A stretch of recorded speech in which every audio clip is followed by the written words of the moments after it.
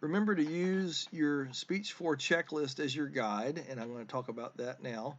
Um, you want to determine what topic you want to speak about in your speech to celebrate. Now, you can either email me or you can tell me in the first, um, it'll be, let's see, CP26 is your first videotaped practice speech. You'll be talking about that person or that thing that you're going to celebrate. So I'll know then.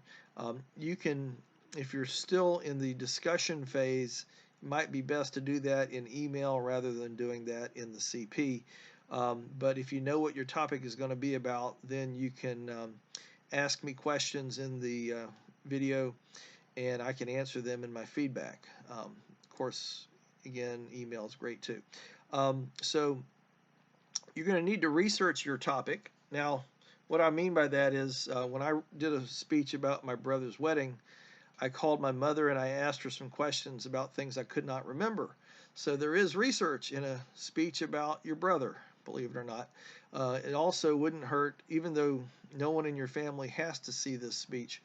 Um, if you're going to give this speech about a sibling who's getting married, uh, when they do get married or graduate, it helps to have other people in the family proofread it to make sure you don't make any mistakes. So, practice your speech at home. Reading is allowed during this speech, just like speech 3. Deliver 4 practice speeches. They are, as I said earlier, 26, CP 26, then 27, 28, and 29. They should all be open for file uploads. The first date for CP 26 is going to be Sunday of this week, and that is Sunday, April, if my computer will go good here, is April 12th is the deadline for the first one, and that just kind of gives you a motivation to get going and don't put this off. One of the other students asked for that deadline when we were meeting in Zoom. Um, so 26, 27, 28, 29, then post a video of speech 4, the graded one, on or before 11:59 p.m. on April 23rd. No makeup speeches except under extreme circumstances, um, and no makeup speeches. And I do need to get the grades in, so it's important that we have all these speeches completed by 11:59 on April 23rd. Now, which comports with the last day of our classes. Um, Part 2 speech 4 checklist. Part 2 speech 4 checklist. Speech to celebrate. 2 to 3 minute long speech, 1:45 to 3:15. You are allowed to read it, but you must read it well. You are allowed to read it, but you must read it well. Speech to be uploaded, as I said, by April 23rd. Here's what you want to do. Unlike the previous 2 speeches, you don't start with an anecdote. You can greet everybody. You can tell us why we're here, introduce yourself, and talk about your immediate family or the corporate department that you're from if this is a business celebration.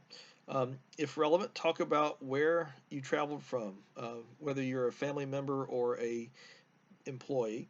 If relevant, express regrets for anyone's non-attendance. You know, you'll hear in part 3 that my wife and son did not attend my brother's wedding, and they were sad about that. So give us some idea early about who you're toasting, even though it may be obvious.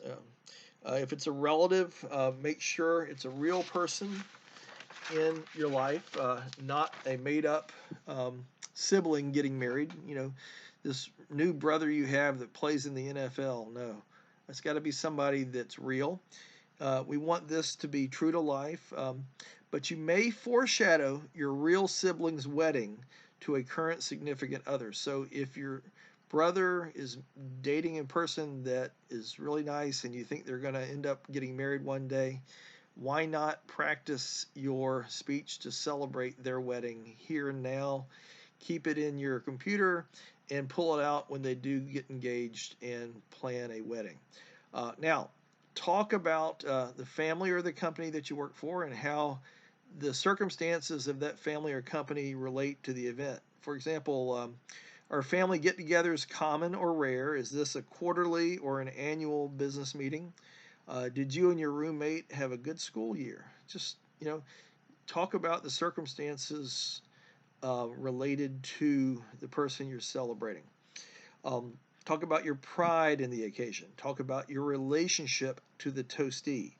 Talk about your pride in the toastee. What do you admire about this person? You can tell a joke or two.